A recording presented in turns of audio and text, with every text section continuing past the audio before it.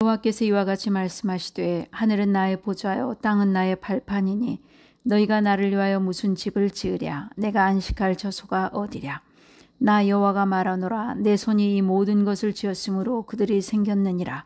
물은 마음이 가난하고 심령에 통화하며 내 말을 듣고 떠는 자 그 사람은 내가 돌보려니와 소를 잡아 드리는 것은 살인함과 다름이 없이 하고 어린 양으로 제사 드리는 것은 개의 목을 꺾음과 다름이 없이 하며 드리는 예물은 돼지의 피와 다름이 없이 하고 분향하는 것은 우상을 찬송함과 다름이 없이 행하는 그들은 자기의 길을 택하며 그들의 마음은 가증한 것을 기뻐한즉 나 또한 유혹을 그들에게 택하여 주며 그들이 무서워하는 것을 그들에게 임하게 하리니 이는 내가 불러도 대답하는 자가 없으며 내가 말하여도 그들이 듣지 않고 오직 나의 목전에서 악을 행하며 내가 기뻐하지 아니하는 것을 택하였음이라 하시니라.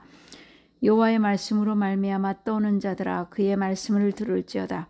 이르시되 너희 형제가 너희를 미워하며 내 이름으로 말미암아 너희를 쫓아내며 이르기를 여호와께서는 영광을 나타내사 너희 기쁨을 우리에게 보이시기를 원하노라 하였으나 그들은 수치를 당하리라 하셨느니라.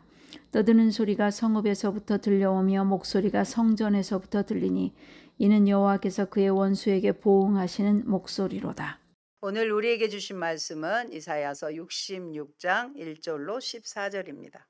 겸손과 정성을 다하여 하나님을 예배하라. 하나님께서 우리를 지으신 목적 중에 가장 첫 번째가 하나님께 예배하는 거라고 저는 믿습니다. 65장에서 선지자는 구원 역사의 완성으로 하나님께서 새 하늘과 새 땅을 창조하셨잖아요. 창조하셨노라고 선포했습니다. 하나님의 택한 백성에게 구원과 새하늘과 새 땅에서의 놀라운 축복과 영광이 주어지게 되는 것입니다. 이사야가 본서를 통해 이사야서 전체를 통해서 강조하고자 하는 가장 중요한 신학적인 주제는 그들에게 무슨 선한 행위나 공로가 아니라 오직 창조자로서 절대자이신 하나님의 권능과 은혜로 된다는 것입니다. 이러한 구원과 축복을 누릴 자는 자신의 죄를 먼저 회개하고 하나님을 향해 절대 순복과 겸손한 자세를 갖고 나아가는 자로 본서의 이사야서의 마지막 대미를 장식하고 있는 것입니다. 이제 마지막 66장에서 하나님의 최후의 심판에 대해 이야기합니다. 하나님께서 말씀에 불순종하고 거짓된 죄의만 일삼는 부패한 자들을 심판하십니다. 오직 하나님을 경외하며 그 말씀에 순종하는 신실한 백성을 구원하시며 그들로 하여금 회복된 새 예루살렘에서 영원한 안식과 평화를 누리게 하실 것을 예언하고 있습니다. 지난주에 저는 두 분의 장례식에 다녀오고 제가 사랑하는 선생님 일주기 추모 예배를 드리고 왔습니다. 한 분은 수술 후 집중 치료를 받은 후에 급격하게 나빠지셔서 결국 소천하게 되었습니다. 다른 분은 폭염 때문인지 뇌출혈로 입원 중에 연명 치료를 해야 할지 결정해야 될 시기에 하나님께서 자연사를 하게 하신 것입니다.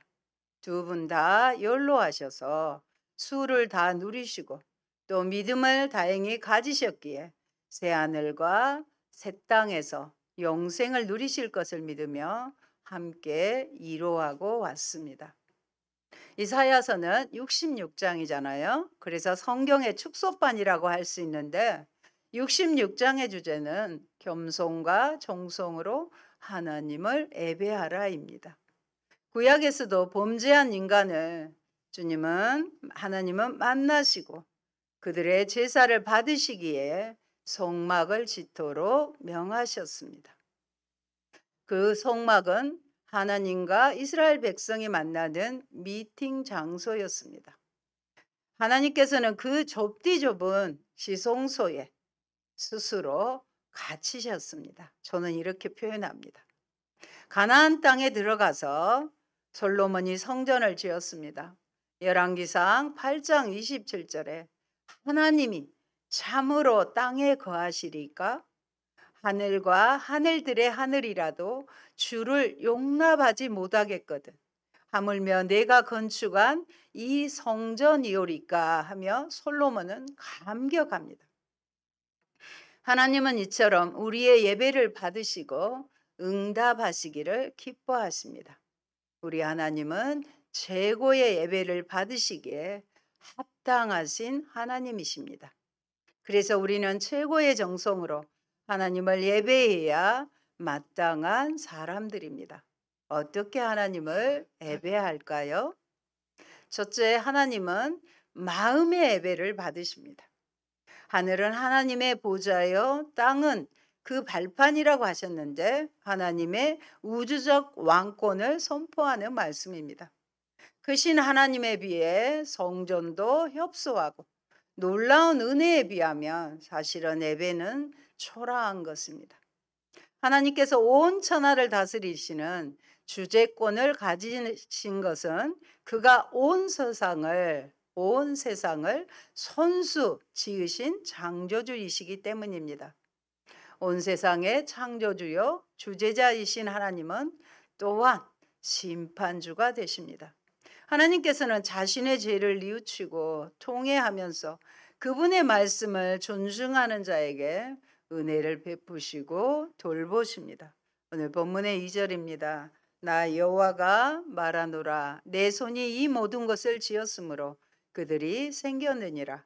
무릇 마음이 가난하고 심령에 통회하며 내 말을 듣고 떠는 자. 여러분 하나님 말씀을 듣고 떨어보셨습니까? 그 사람은 내가 돌보려니와 이렇게 말씀하십니다. 하나님은 가난하고 상한 마음으로 드리는 자의 예배를 좋아하십니다.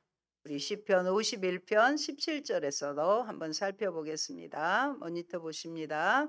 하나님께서 구하시는 제사는 상한 심령이라. 하나님이여 상하고 통회하는 마음을 주께서 멸시하지 아니하시리이다. 아멘. 이 말씀은 잘 아는 것처럼 그 위대한 다윗 왕이 밧세바를 범하고 하나님 앞에 드렸던 애통하는 그 시편의 고백이 되는 것입니다. 그래서 하나님은 통회하는 마음을 이렇게 진실로 회개하는 내 마음을 하나님은 멸시하지 않으시고 받으실 것이라는 그런 확신 가운데 선포하고 있는 것입니다. 말씀을 무겁게 여기는 자를 기뻐하십니다. 오늘도 저를 통해서 말씀이 선포되는데요. 그 말씀을 무겁게 여기는 자를 하나님이 기뻐하세요. 주님이 안식할 초소는 깨어진 마음입니다.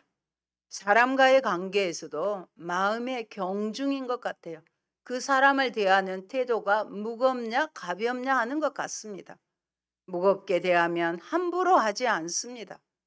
쉬운 상대가 아니라 존중하고 신뢰하는 관계이면 생각 없이 불쑥 말이 나오질 않게 되는 것입니다. 함부로 불쑥 말하는 것은 상대를 얕잡아 내 밑에 있는 나보다 낮게 여기는 쉽게 보는 태도에서 나올 것이라 생각합니다. 2절에서 4절을 보면은요. 하나님은 우상 숭배하는 혼합주의를 질책하십니다. 하나님은 재물이 필요해서 받으시는 분이 아닙니다. 그렇기 때문에 예배자의 중심을 마음을 더 중요하게 보십니다. 그런데 이 백성의 문제는 하나님께서 기뻐하시는 길로 가지 않고 자기 멋대로 행동하며 하나님께서 역겨워하시는 길로 가기를 스스로 선택했다는 것입니다. 그래서 하나님도 그들에게 혹독하게 대하시기로 선택하시고 그들에게 무서운 심판을 내리십니다. 의식적 예배의 현장만이 아닌 삶의 현장도 하나님께서는 빠짐없이 지켜보십니다. 예배하는 내 마음의 자세는 지금 어떠신지요?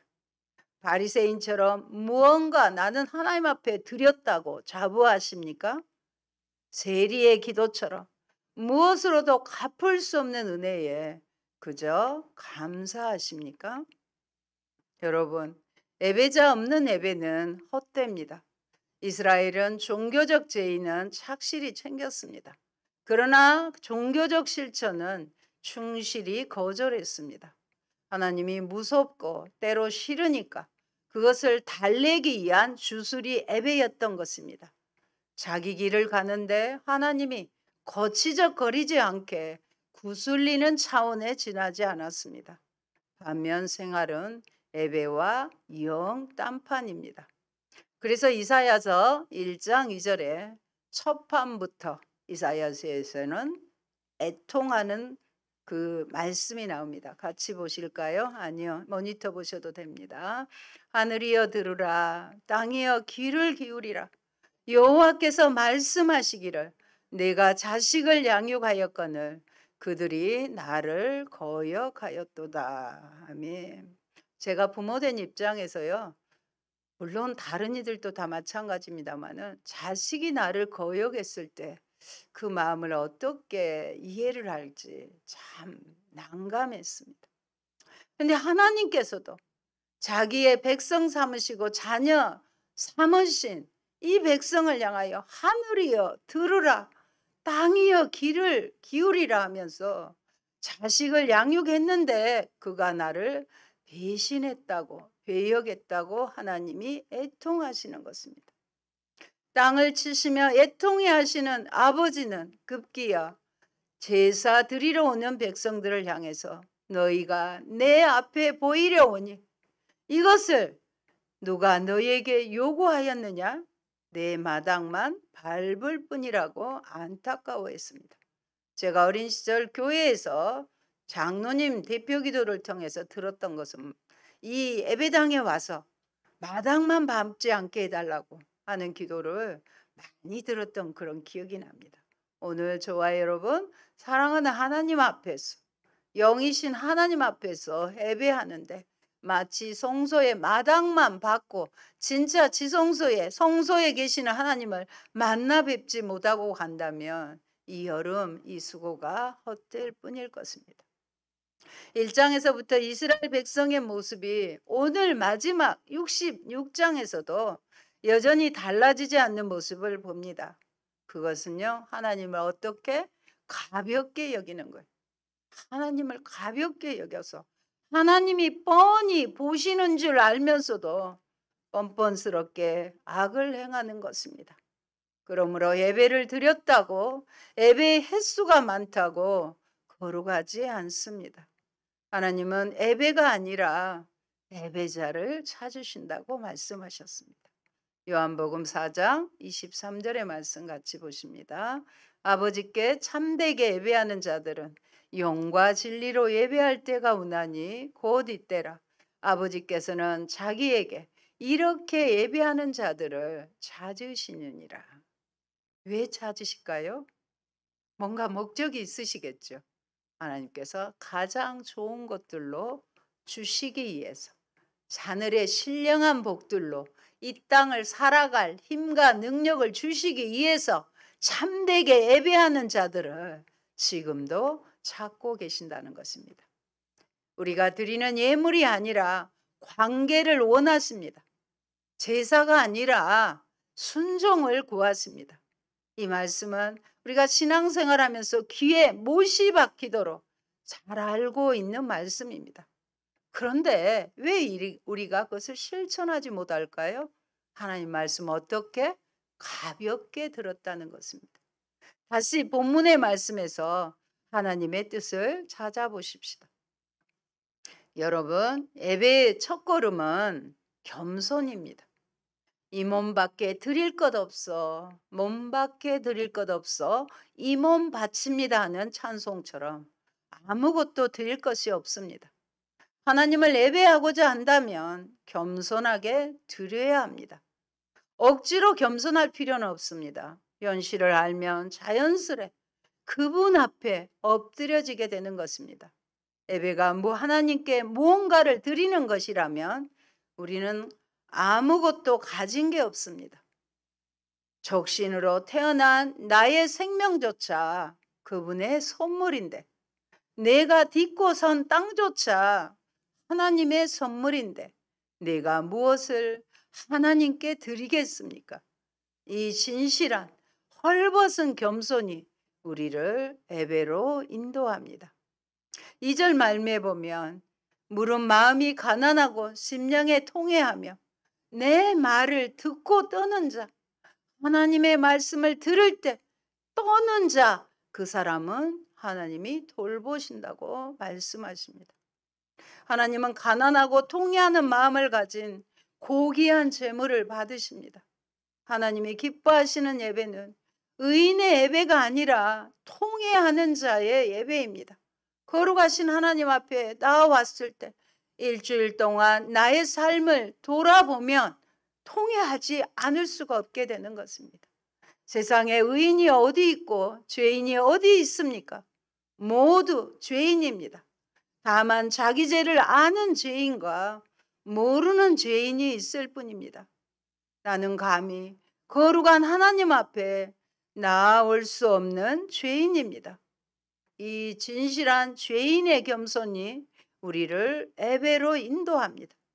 특히 하나님을 의뢰하는 가난한 마음과 자기의 부족함, 자기의 허물을 정직하게 구하며 하나님의 은혜를 구하는 통회의 심령을 하나님께 드리시기 바랍니다. 여러분, 존귀하신 하나님 앞에 겸손한 예배자가 되십시다. 겸손과 더불어 정성을 다하는 예배자가 되시기 바랍니다. 부족한 중에도 정성을 다하는 예배자의 예배를 하나님은 받으십니다.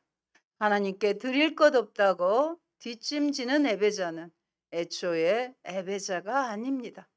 비록 드릴 것이 없지만 그 중에서도 나의 정성을 다하는 사람, 그 사람이야말로 하나님이 기뻐하시는 예배자입니다.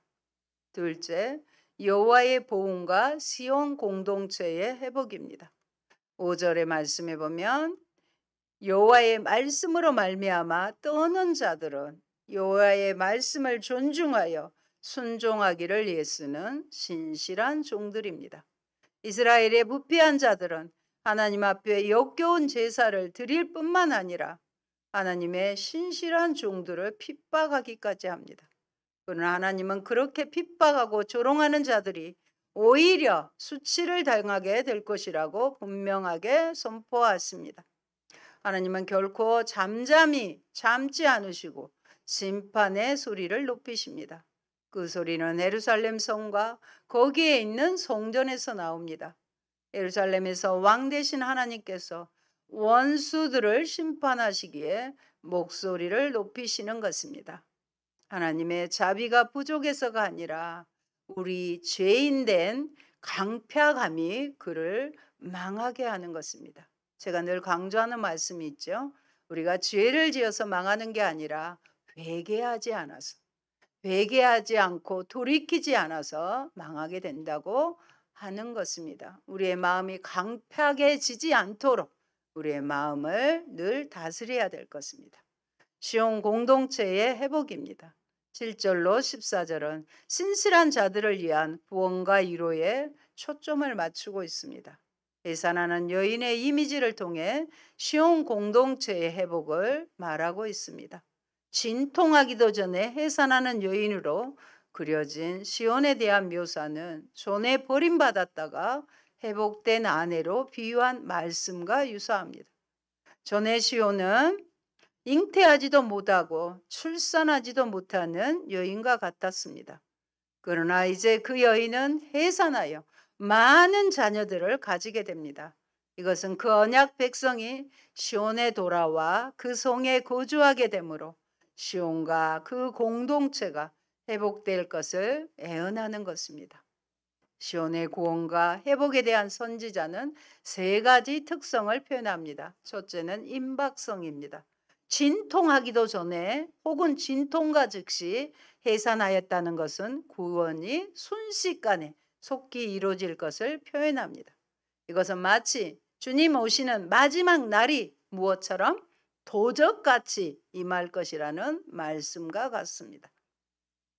둘째는 차별성입니다. 시온의 구원은 일반 역사에서 듣거나 본 적이 없는 탁월한 것입니다.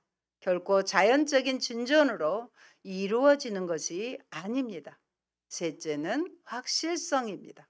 시온의 구원은 사람들이 경험하지 못한 것이기 때문에 불가능하게 보일 수도 있습니다. 그러나 이것은 계획하시고 작정하신 대로 반드시 이루시는 하나님께서 이루시는 일이기 때문에 확실한 것입니다. 9절의 말씀입니다. 여호와께서 이르시되 내가 아이를 갖도록 하였은즉 해산하게 하지 아니하겠느냐. 내 하나님이 이르시되 나는 해산하게 하는 이인즉 어찌 태를 닫겠느냐 하시니라고 하십니다. 임신하게 하셨으니 해산하게 하지 않겠느냐고 하십니다. 이스라엘의 회복은 하나님의 의지에 달려 있습니다. 잉태하지 못하고 출산하지 못하는 여인 같은 이스라엘이라도 하나님이 작정하시면 해산할 것입니다. 진통 없이 즉시로 전례 없는 기적으로 이 일을 이루실 것입니다. 10절입니다. 요 예루살렘을 사랑하는 자들이여 다 그 성읍과 함께 기뻐하라. 다 그 성읍과 함께 즐거워하라. 그 성을 위하여 슬퍼하는 자들이여 그 성의 기쁨으로 말미암아 그 성과 함께 기뻐하라. 하나님은 교회 안에 그 자녀인 우리가 만족할 만한 은혜를 예비하셨습니다. 본문의 예루살렘은 궁극적으로 하늘의 새 예루살렘을 가리키기 이전에 이 땅에 새롭게 건설될 영적 예루살렘, 곧 교회를 가리키기도 합니다. 정녕 여러분은 교회를 가까이 하며 교회 안에서 선포되는 은혜의 말씀을 사모하고 말씀과 더불어 역사하시며 우리로 복된 삶, 풍성한 삶을 공급하시는 성령의 은혜를 구하시기 바랍니다. 세 번째, 예루살렘에서 주시는 하나님의 평강과 위로입니다. 이제 하나님께서 예루살렘을 기쁨이 되도록 창조하실 것이기 때문에 이 예루살렘의 기쁨으로 말미암아 그들도 함께 기뻐하라는 명령을 받습니다. 시온에서 누리는 복과 기쁨을 표현하기에 선지자는 젖먹이 이미지를 사용합니다. 이것은 해산하는 여인의 이미지로 시온을 묘사한 것과 잘 어울립니다. 즉 어머니 품에서 젖을 충분히 빨고 만족한 어린아이와 같이 새 구원 공동체는 시온에서 참된 만족과 기쁨을 누리게 됩니다. 구원받은 백성에게 새 예루살렘은 어머니의 품과 같습니다. 마치 어린아이가 어머니의 젖을 빨고 그 품과 무릎 위에서 안전하고 행복하게 노는 것처럼 하나님의 백성은 새 예루살렘에서 평강과 풍성함과 위로를 얻습니다. 그런데 중요하게 강조되고 있는 것은 그 장소보다 여호와 하나님이 그러한 복을 베푸신다는 사실입니다. 12절을 그대로 죽여가면 나를 보라 평강이 거기에 강같이 흐르게 하고 문 나라의 영광을 넘치는 시내같이 흐르게 하는 나이다 하는 의미입니다. 분명히 예루살렘에 복을 베푸시는 궁극적인 주체로서 여호와가 강조되고 있습니다. 시온을 해산하게 하셔서 세우시는 분은 여호와이십니다. 또한 그 시온 공동체에게 복을 베푸시는 분도 바로 여호와이신 것입니다. 하나님께서 예루살렘을 평강을 강같이 흐르게 하신다는 것은 공동체로 하여금 내부의 적대적인 갈등이나 외부 위협에 대한 염려 없이 평화와 안정을 누리게 하신다는 것입니다. 또한 문나라의 영광을 넘치는 시내까지 주리니 이 말씀은 이방 나라의 재물이 예루살렘으로 들어오게 되어 그 성이 더 풍부하고 영화롭게 될 것을 약속하시는 말씀입니다. 하나님은 그 회복된 나라에서 당신 백성의 눈물을 닦아주시고 그들의 부끄러움을 씻어주십니다. 그래서 시온 공동체는 하나님께서 이루신 구원을 보고 마음으로 기뻐하고 그들의 몸은 풀이 무성하게 자라듯 강건해질 것입니다. 그러나 이와 같이 예루살렘에서 받는 복은 오직 여호와의 신실하신 종들이 누릴 특권이며 여호와를 대적한 원수들은 그의 진노를 받게 됩니다. 구원받은 이스라엘은 어머니의 품 안에서 평강을 누리는 어린아이와 같을 것입니다. 그 평강이 강같이 흐리고 그 영광이 넘치는 시내 같을 것입니다. 백성들이 흘린 눈물을, 저와 여러분의 눈물을 닦아주시고 상처난 마음을 치유하시고 위로해 주실 것입니다. 그러므로 하나님을 사랑하는 자들, 여호와의 말씀으로 떠는 자들, 하나님의 교회를 위하여 눈물 흘리는 자들이 그 기쁨을 누리게 될 것입니다. 사랑하는 성도 여러분, 하나님은 예배자에게 복을 베푸십니다. 왜 찾으신다고요? 좋은 복을 주시기 위해서입니다. 참으로 예배하는 공동체에 새 생명이 증가합니다. 그리하여 예루살렘은 많은 자녀를 낳고 키우고 자라게 될 것입니다. 그 아이들로 인해 기쁨이 들떠 노래합니다. 갓 태어난 아기가 어머니의 젖을 빠는 모습은 그 자체로 경건하거니와 그 도시의 희망입니다. 이 나라의 희망입니다. 하나님 나라의 희망입니다. 그렇게 함으로써 하나님의 족들을 심판하십니다. 하나님을 예배하는 하나님의 종이 되겠습니까? 나를 예배하는 하나님의 족이 되겠습니까? 기도합니다. 할렐루야. 고마우신 아버지, 이사야서 마지막을 아버지 장식하면서 하나님께서는 우리의 의로움과 우리의 가진 것이 아니라 하나님의 신실하심과 약속하심으로 우리를 회복시켜 주신다고 하셨습니다. 그리하여 참으로 겸손과 정성으로 예배하는 자를 주님은 찾으셔서 우리에게 하늘에 속한 신령한 복과 땅에 기름진 복을 주님 준비하고 계십니다. 우리가 예배할 때 가난한 마음, 겸손한 마음, 동의하는 마음, 회개하는 마음으로 주님의 은혜를 바라보며 주님께서 기뻐 찾으시는 영과 진리로 참으로 예배하는 자가 되어 하나님의 약속을 다 받아 누리는 저희가 되게 하여 주옵소서. 예수님 이름으로 기도합니다. 아멘.